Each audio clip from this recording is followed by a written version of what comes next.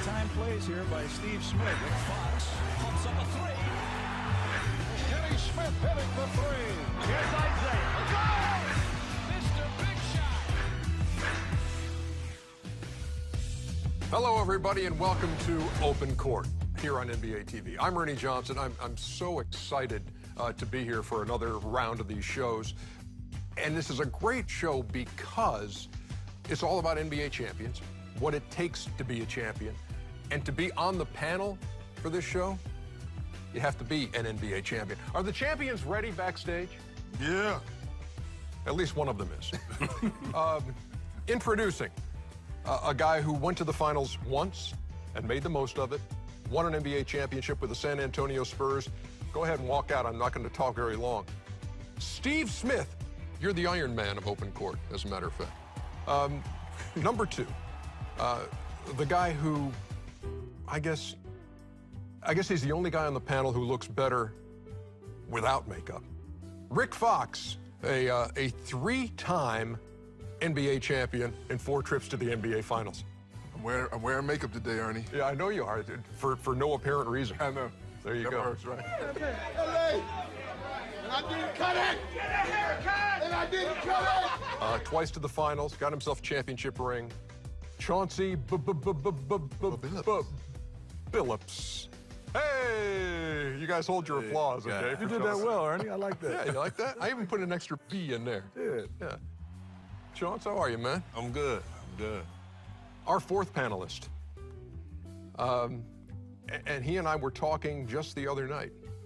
And he said the Bad Boys was really a misnomer. They really weren't that bad a bunch. Two-time NBA champion. Isaiah Thomas is with us. Zeke. Hey, what's happening? What's up?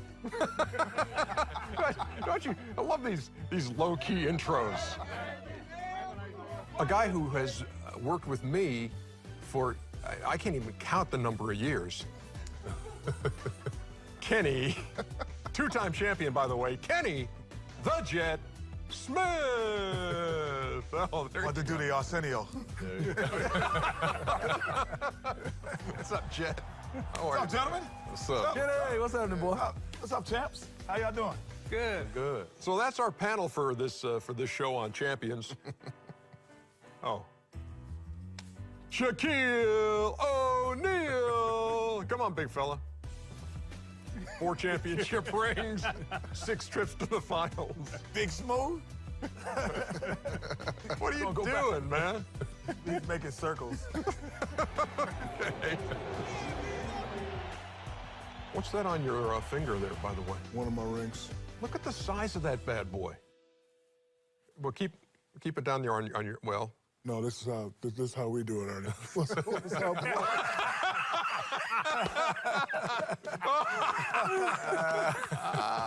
But I'll keep it here for the. Look at the difference, though. The difference from the errors right there. Wow.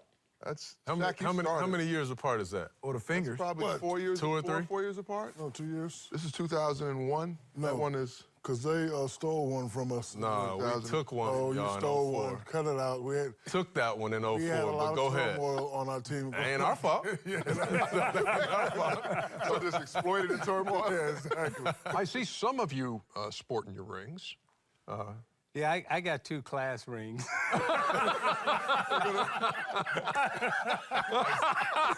Isaiah got on his McDonald's All-American. I had 2 class rings. I mean, when we talk about different eras, they definitely, Yeah. Well, that and this. that thing's not even a ring. That's like a platter. I think, Shaq, you were the first to supersize the rings, weren't you? Yeah, You that's- supersized that, Shaq?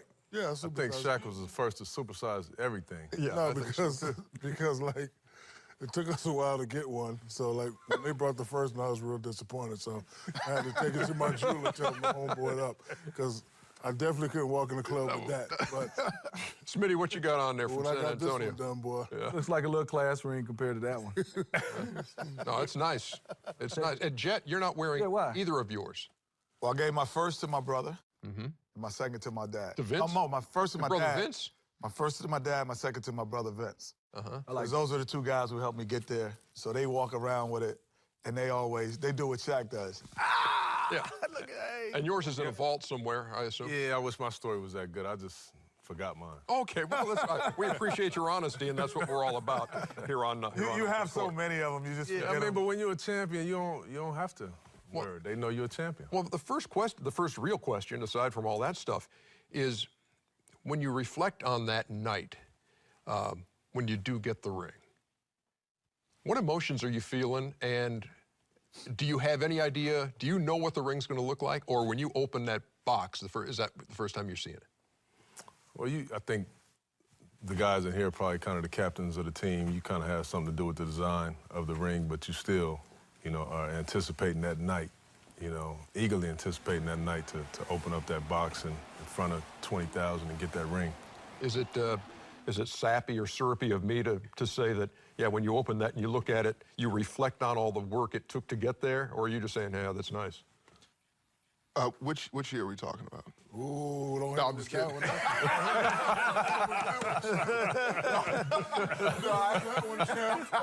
No, you're absolutely right. No, it is a ton of work to get there, and I know for me personally, the fear kicks in, the anxiety around staying on top. Everybody get a look at Larry O'Brien. My closest friend. When you win it, the first probably few days afterwards is a high. You've accomplished what you've been pursuing together for a long time. Like you said, Shaq, it took us a long time to get there. But then after you become a champion, it's immediately you're the hunted now. So everyone wants what you have, and immediately for me, the anxiety would kick in, and staying there it became prevalent in my mind. I'm actually kind of upset at you, Kenny, and Charles, because, for me, after I won my first one, after all the hard work we went through, I heard you guys say, can you win another one? Yeah. I'm like, damn, I can't even get 2-3 days. Then after I win the second one, oh, yeah, big fella, Show me the tape, big fella. I don't recall. You did say it. I don't recall. I remember, Ernie. I remember because I'm sensitive. Yeah, you are. Stuff like You're probably the most sensitive guy I know. I am. I remember saying that, actually. No, I'm like, I don't think that the question in my mind was, can he win another one? The question in my mind, if I did say it, was, no, you said it. Where is he going to be placed? Because now he's won the championship. Right. Is he going to be the greatest ever? And, because we always thought he was obviously a top 50 player. But then, where now he moved from, 45 to, 20 after one. Then you go from 20 to 10, and now where are you going to land as an individual player? That for me now is wow, he might be considered the greatest ever because now he won it early in his career. Shaq, why were you sensitive though? Because about that statement. No, because after watching Isaiah and watching Magic, we all have the same feelings. We wanted that, and when we played them in '94, '95, they demolished us. I always said to myself, if I ever get back there again, I'm gonna definitely win. But for me, it took me 9 years to get one. I'm like, can I enjoy it? And then these guys, can he get 2? Then when I get 2, can he get 3? No, I don't remember. Yeah, you said it. I don't remember 3. I do remember saying, can you get 2? Then when I get 3 and get traded away, they'll never win again. Then I get 4, can he get 5? He's too old. So, for me, it was never enough. But I'm the one who said he'll never get 5. No, but I just want to say thank you because you motivated me. I appreciate you very much. That's the pressure with being on top. When you climb in the mountain and you're trying to separate yourself from everyone else, everyone's down here. But when you get to the top and they say it's lonely at the top, you really only talking to a certain few people that have ever played in the league. Maybe 1-2% of the people have ever won championships in the league. And so, the question is, how many times can you do it? So when you win it once, it's like, okay, can you win it again? And you want to keep winning it. Long road for the Pistons, Hubie. A long, tough road. They're going down in the record books as one of the greatest defensive teams ever in the history of this thing. That long journey of a season, and 82 games, and you look back through that, there have to be certain times in that season that you think, yeah, this is a championship unit, or are we really a championship unit? What's that dynamic like, Chauncey? Well, I mean, it's always a process throughout the season. The year that we won it, Indiana had the best record in the Eastern Conference that year, and they had a great team. They really did, and we went back and forth with those guys. And then, you know, you go all the way through the playoffs and you win. But there are different mentalities that you pick up and carry on throughout the season. Whether it's, you know, you going into the game and before the game, Rip and myself looking at each other saying, I don't know who we playing, but it really don't matter, you know, or Ben and Sheed, you know, doing their little thing before the game and saying, you know, you take the big fella, I got you in the back, you know. We'll switch up. You get tired, we'll switch up. You get 2 fouls, we'll switch up. So little things like that build the culture and build the camaraderie of what the team is going to become or not. Yeah, that championship culture is what we talk about. What's the key ingredient? Is trust the key ingredient, or one of the key ingredients in a championship mix, Foxy? I think so. Smitty, go ahead. I think when you start to look at championships, I'm looking at all these guys and the team I play for, I think the best players have to buy into the culture, to what the coach is selling, what the GM is selling. If they don't buy in, you know, it's obviously hard for everybody else to buy in. I think that championship culture starts with the best player, and then that's when it trickles down. Yeah, I think the culture is big, but you know, just going back to something too as well. That couch over there with Isaiah and Shaq, they had the pressure, would they win as individuals? Mm-hmm. We had the pressure as would we win as a team. Right. Mm-hmm. So when people always said, like, will Shaq win another one? They never said, will the Lakers win? Like, how many will Shaq win? So that pressure is way different. How many will Isaiah win? Way different than will your team, because you can always, when you have that night where you kind of just, you play good, you didn't play extraordinary, you didn't play poorly, you can fade into the paint. Mm-hmm. They could never fade into the paint of the building. And did that pressure weigh on you, or did it motivate you? It kind of motivated me. I didn't start winning until I learned how to trust my teammates. You know, on the show, I always talk about 28-15. That was my number, and I was going to take as many shots as I can to get that number. But once I started trusting my teammates and getting my numbers, then we started winning. Like, and you know, these guys knew that I trust them. Like, you know, I could look at Ricky, and Ricky know to get to a spot, and, you know, I get it to Ricky. So, you know, they easily took the pressure off me. I was going to get mine, but I know when I needed a bucket, I can go to Kobe, I can go to Ricky. I didn't know Big Shot Bob. Yeah, Ricky. Okay. Big Shot Bob. So, again, when I started trusting my guys, that's when I started winning. It was different for myself in terms of, like when Shaq left Orlando and went to L.A., he walked into tradition, culture, establishment. You know, Chamberlain was on the wall, West was on the wall, trying to build what the Lakers already had, what the Celtics already had. For us in Detroit, it was a different kind of pressure and a different kind of walk and a different kind of path. So, because we were trying to do it with point guards, winning championships in a league that had traditionally been dominated by the big men winning championships. So, since we're going totally against the grain, we had a center that was shooting three-point jump shots. You know, so we were just a very awkward team at that time. Much more to come on this edition of Open Court. When we come back, we'll talk about the team that currently holds that bad boy right there, the San Antonio Spurs. We'll be right back. And as we continue our discussion of what it takes to be an NBA champion, and our NBA champions are all here, boy, when you reflect on what you saw in the finals last year, I mean, that San Antonio performance is going to be tough to beat from a team perspective and how they just dismantled Miami. As you watch that, Smitty, what stood out above all? It was seriously 1 through 12. Every guy that came off the bench, Kenny likes to say it, and I love his take on this. You watch their bench, when guys are not in the game, I mean, they are up cheering, and you had a Patty Mills at times. In spurts, could be the best player for the Spurs. Kawhi Leonard, obviously, more time. Boris Diaw at times, and that's what you got to give a lot of credit to Pop. It wasn't just going to Tony, Tim, Manu. I mean, there were times when they were isolating Boris Diaw. You know, their whole thing is good to great. Instead of taking a good shot, get a great shot, and the ball doesn't stick. I mean, that's the Spurs way, and it was inside out, and now they're basically playing outside in with the team they have now. What I like about their role players is that they master their roles. I played with a couple guys that were masterful at their roles. Rick, Big Shot Bob, B. Shaw, Gary Payton, and, you know, the way they move the ball You know, it was similar to when they beat us that year, the way they moved the ball. They hit timely shots, and, you know, they also had this look in his eye, a look in their eye that we're not going to lose, and it just showed. And, you know, like you said, 1 through 12, they played great.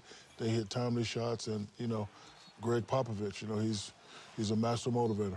Yeah. Popovich had a coach by the name of Hank Egan. I don't know if you met. I played for Hank. Yeah, and he was on Pop's staff for a long time. And, you know, so that philosophical thought of pass, move, screen, move without the basketball, get away from pattern basketball, get away from play calling, philosophical thought, me understanding you, critical thinking out on the court. You know, that's what they got back to. And it wasn't so much data and analytics. It was about growing the men and the values of the game. And that's what we saw in San Antonio. It was a clinic. I mean, in ball movement and hit the open man who has an open, good shot, but I'll make the extra pass. This guy has a more open, even better shot. And it was that way the entire series, Chauncey. Yeah, it was. And to your point, Isaiah, in order for you to play that way, you got to have basketball players. You got to have guys that know how to play. As opposed to you got to have stars, you got to have basketball players. Yeah, you got to have your guys that you got to have some closers that can finish the game out, but you got to have basketball players, guys that know how to play unselfishly with one another.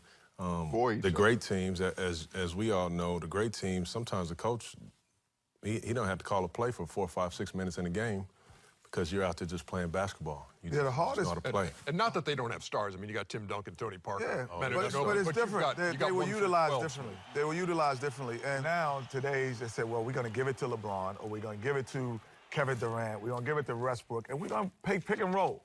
And we're going to just keep the ball 80% in those guys' hands because we're scared that those other guys can't do it. And Popovich said, I'm not scared that my guys can't. But you know what's interesting, though? So would you rather have basketball players with higher IQ or basketball players that are very talented, guys that can run? Well, high IQ, because, high IQ guys all day. with talent. Well, Coach Knight used to say this. You always take intelligence over ability. You know, you win with smart people. An interesting thing that I see with us on the panel is that all of us come from the same philosophical teaching tree.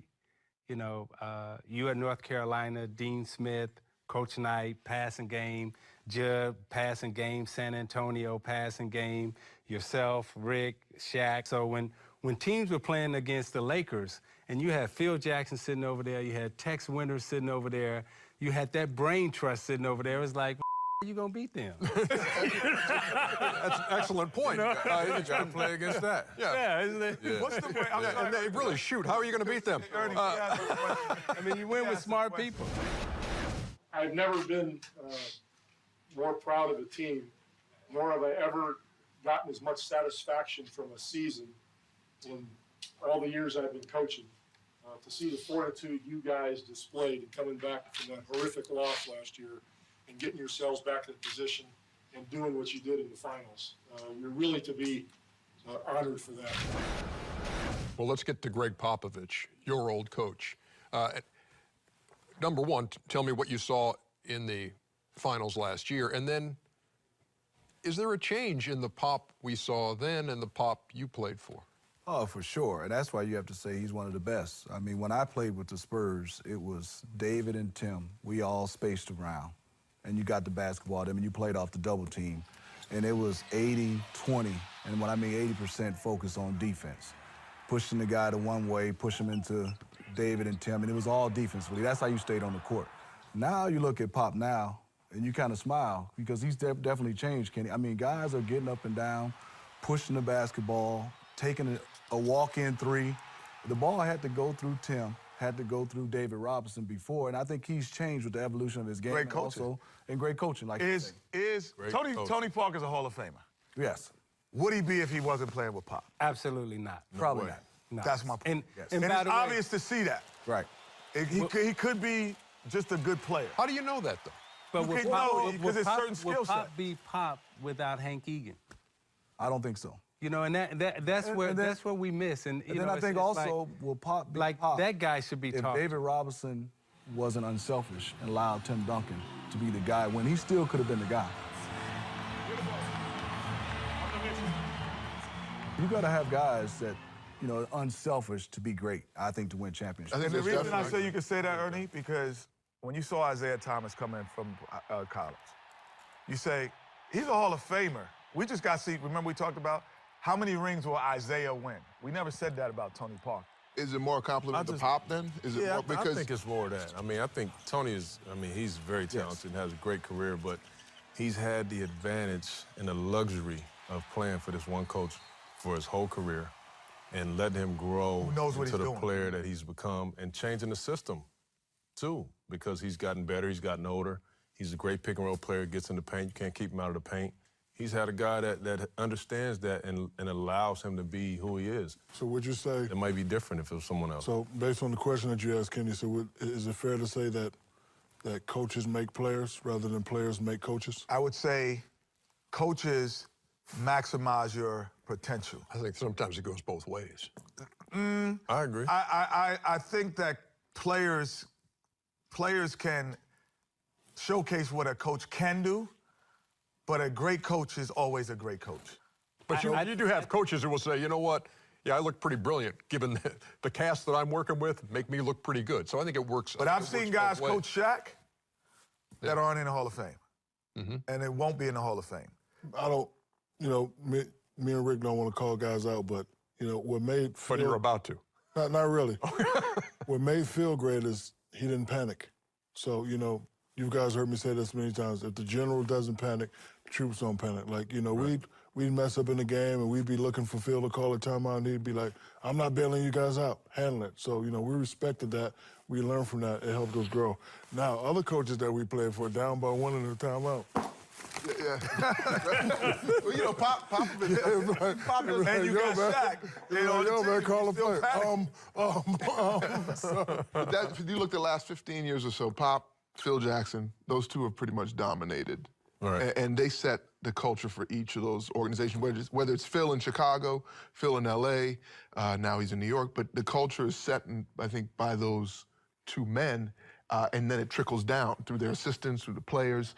And there's a tipping point to where in that organization, the expectation when you join it is nothing but championships every year, regardless of what the lineup looks like, regardless of what your opponents look like. There's an expectation that comes with being a part of that organization. And I think I've been in Celtic organizations where even when we weren't having great years, they still thought we were going to win a championship. The expectation was still there. Same in L.A. Now you see San Antonio. You know, regardless of what we thought was going to happen last year, they still superseded everyone's expectations. Ernie, I have a question for Chauncey. Shaq, go ahead and ask this of Chauncey. Before you played for Larry Brown, was the coaching culture different for you to win those championships?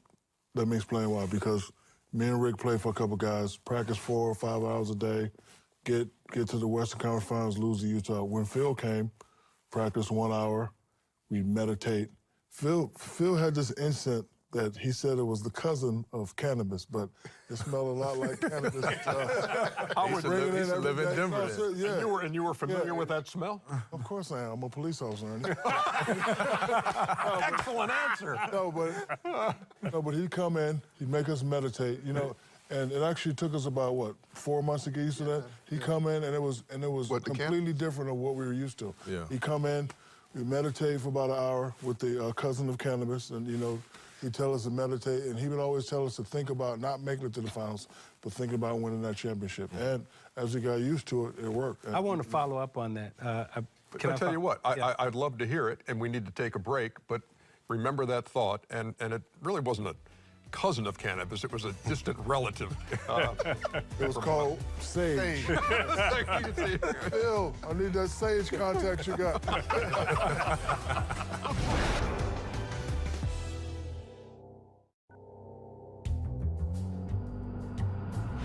You think I could have blocked that skyhook? I think I could have got it. I could have got it a couple times. I don't think you could have. You could have goaltended it.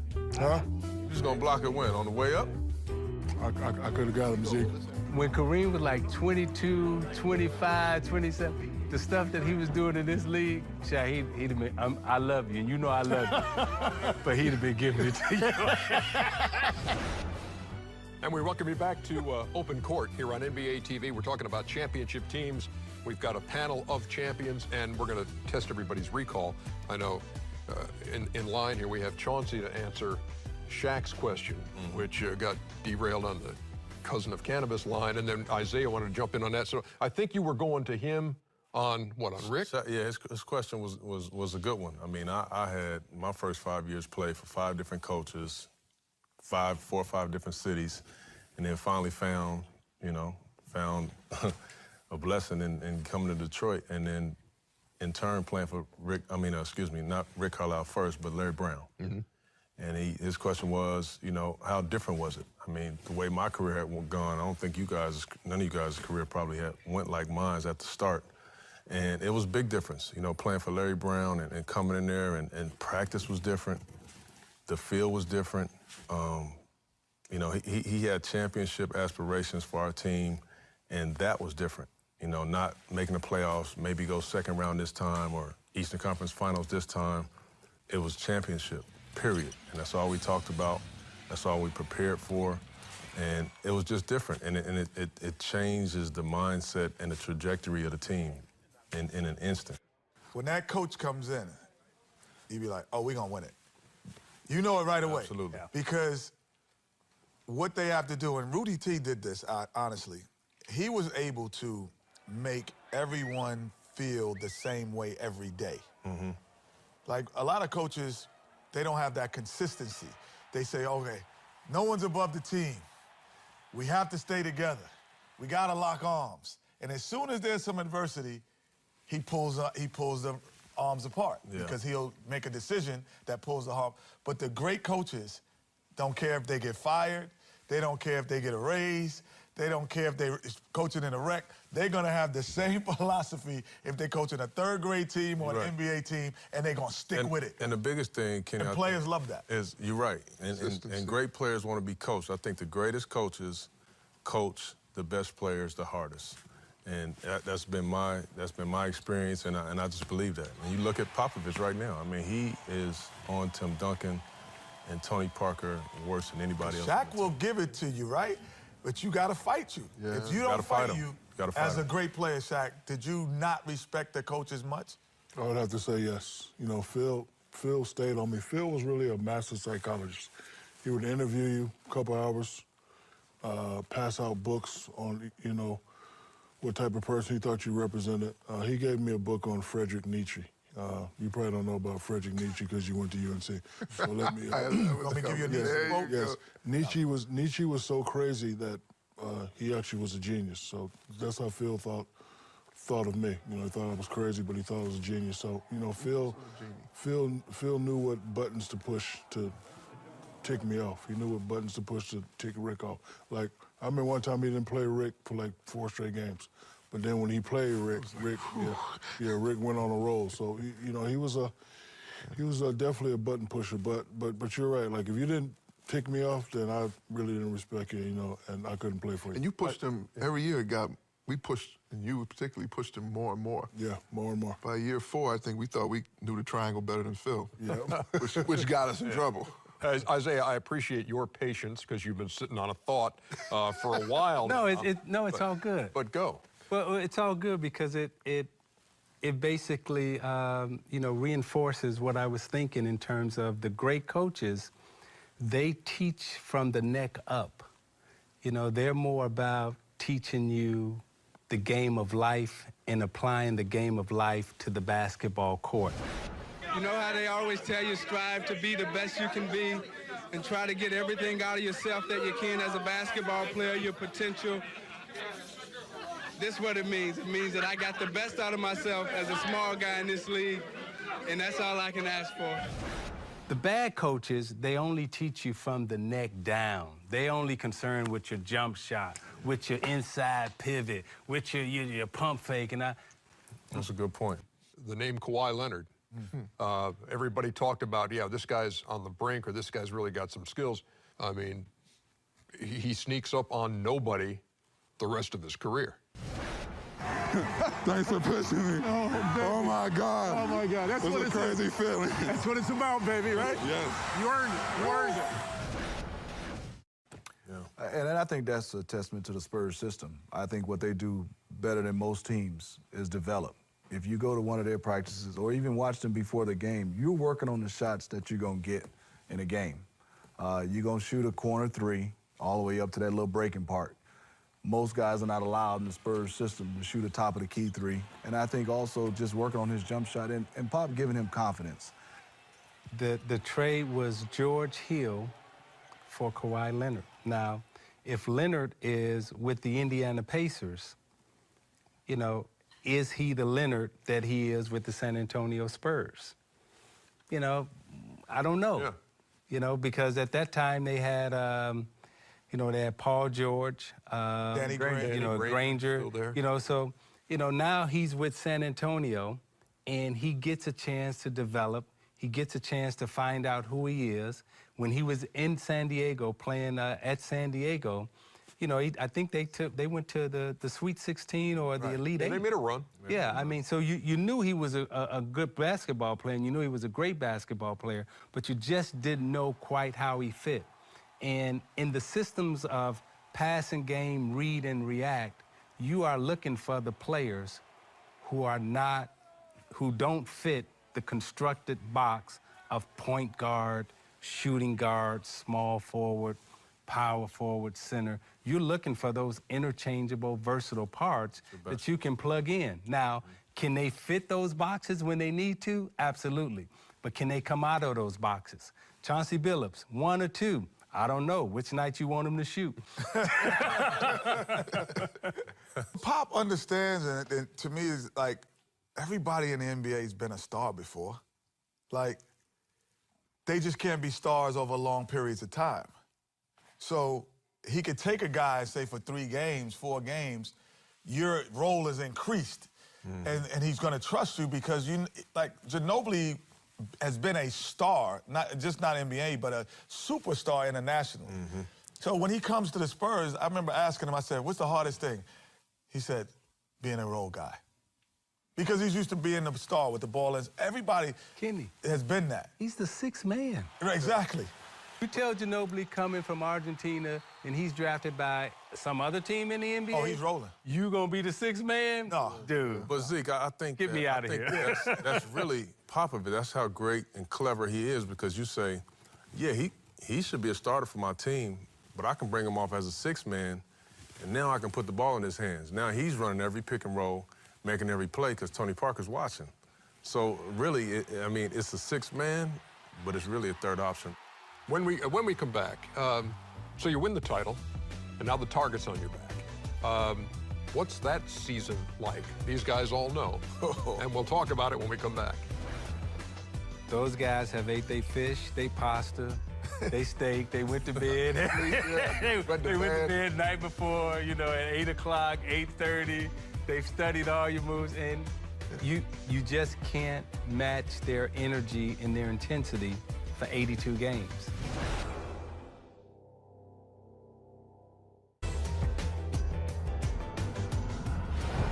And we welcome you back to Open Court here on NBA TV, talking about NBA champions with NBA champions.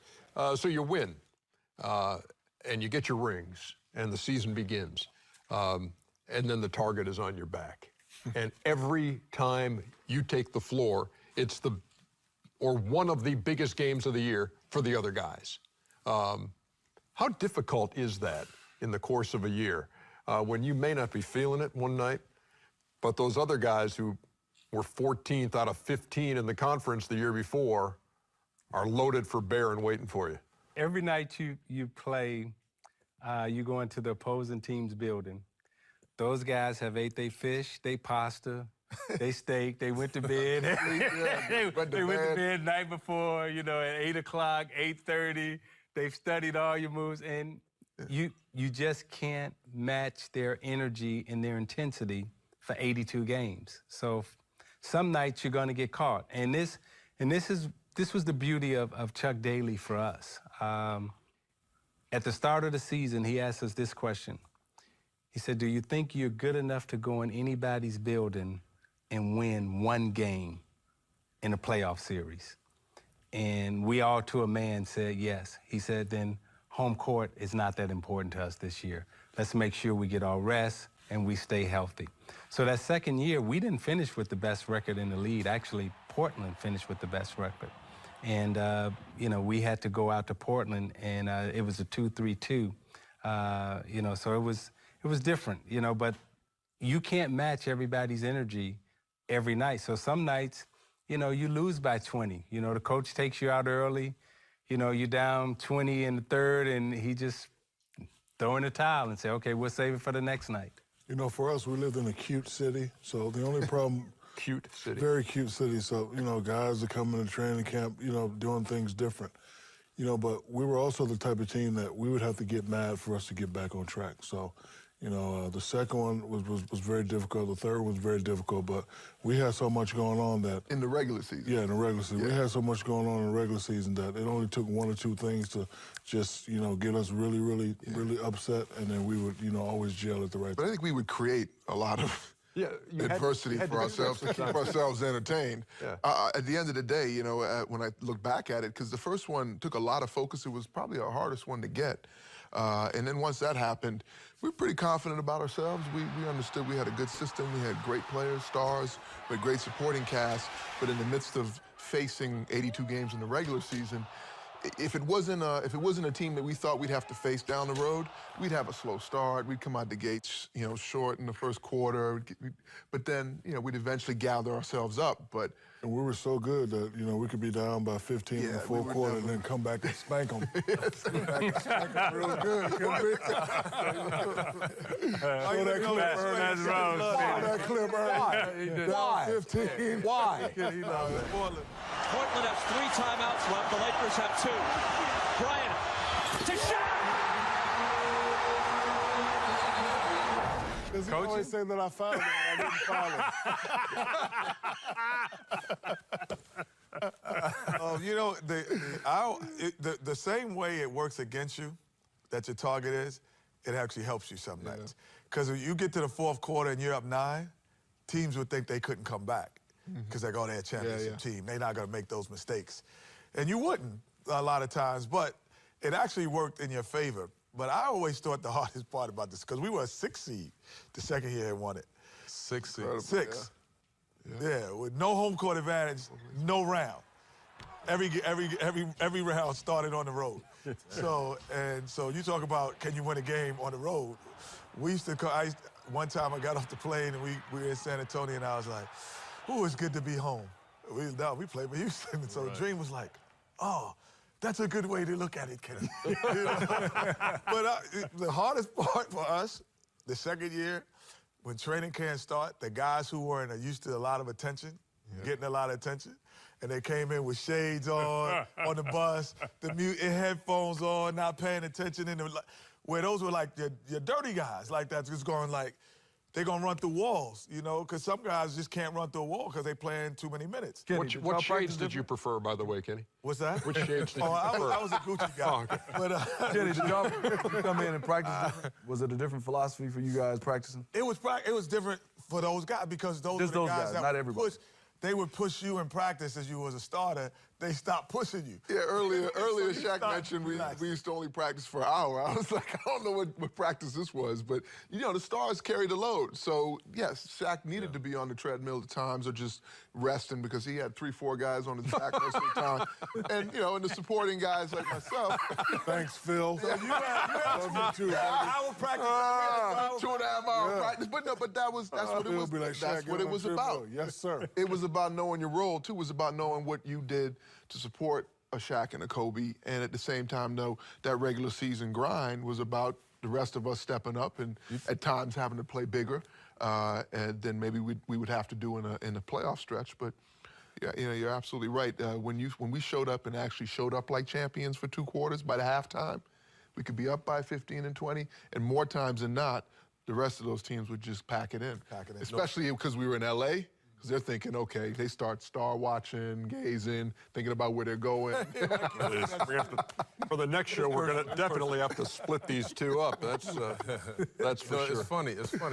We had a very unique team, and you know, we won the championship. We come back the following season, and we had this unbelievable ability to like flip the script. So we would we were good at telling ourselves and believing it within the team, saying, no, we're still the underdogs. We wasn't supposed to win last year. You know what I'm saying? We wasn't supposed to win. Everybody thought we got lucky. Everybody thought it was because they had a lot going on. Maybe it was. Yeah, it was. Don't even matter. Don't even matter. Oh, it was. It was a scrimmage. It was a scrimmage. It don't even matter. It was a scrimmage. But we had this unique thing, man, where we still were able to. Detroit always beats LA. Come on, man. That's easy work. I mean, every time we love to see the Lakers in the finals because it's just a sweep every time. It's just easy. I mean, Because it's a cute every city. time we see the Lakers. Think about nobody else. Just give me the Lakers. The Lakers just show we up. took right after y'all, man. All right. Back with the ever popular lightning round as we wrap up this edition of Open Court right after this.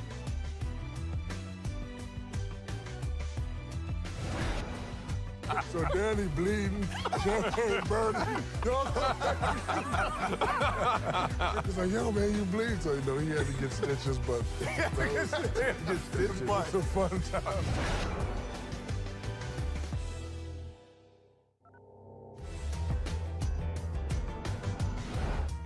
Check out NBA.com for more Open Court. We welcome you back to Open Court. We like to call this segment the lightning round. You could also call it the last 2 or 3 minutes of the show. You could also call it the last segment. You can call it whatever you want. We call it the lightning round. It's catchy. So when you're celebrating a championship, take the fans, the viewers, inside the pandemonium of a championship-winning locker room. Best thing that happens, craziest thing that happens. What? Because you're shaking your head, you get to go first. It was, I hardly made it back to the locker room. I was in the stands. I was with my family. I'm with the homies. I rarely even made it back. And when I did make it back, it was pandemonium. It was champagne everywhere. It was crowded in there. It was crying. It was tears. Yeah. It was laughter. It was one of the most beautiful nights of my life. Just for all you, I think, Kenny, go ahead. So many people, and it's amazing how I could find my kids out of all them people. Mm-hmm. I could find my wife. I can find my dad with all those people on the court. And then for me, it was special. Me and Kevin Willis grew up together. Same high school, same neighborhood, went to same college. And Kev grabbing me, and I couldn't get it off. Kev had me. Like, Kev. And Kev squeezing me, saying, we won one for the neighborhood. Right. But to me, that's huge, coming from east side of Detroit. Me and Kev won one for the neighborhood. You mentioned kids, and that is, my kids were young at the time, and we were fortunate to win a couple of them. But, champagne, beer, cigars, and I had a cigar in my hand and a champagne bottle. My son, all he wanted to know was why I was smoking. Why I was drinking. You're not supposed to drink and smoke, Dad. And then as we went along and won a couple more, we would do the parade each year. And we'd pull down the tunnel, we'd get out, and he'd see the buses again. He'd go, oh, not this again, Dad. So, the kids have different reactions. It means different things to them. This guy tackled me, first one, and poured champagne, all in my eye. I'll never forget that. Well, just so y'all don't know, for those who've never won a championship, champagne burns. Yes. That's what I was going to say. Just for those who don't know. It did twice. It really did mess my vision up, so I had to go get LASIK. Yeah, for us. But the funniest thing is where Clyde, when the second one, he didn't know what to do.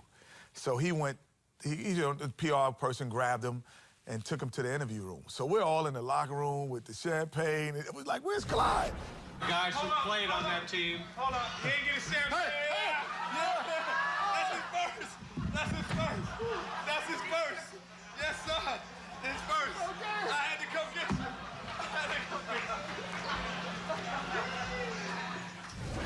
He never came back to the locker. He didn't know what to do. I was like, no, this is the protocol when you were the champion. We had a massage therapist. His name was Dan Garcia. So our second one, we was running, we was jumping around, and I slipped, and the champagne bottle busted in his head. So he in there bleeding, and that's a funny story. No, it's fun because at the time DMX had a hit record, so we was in there. Y'all gonna make me lose my mind. Up in here. Make me lose my mind.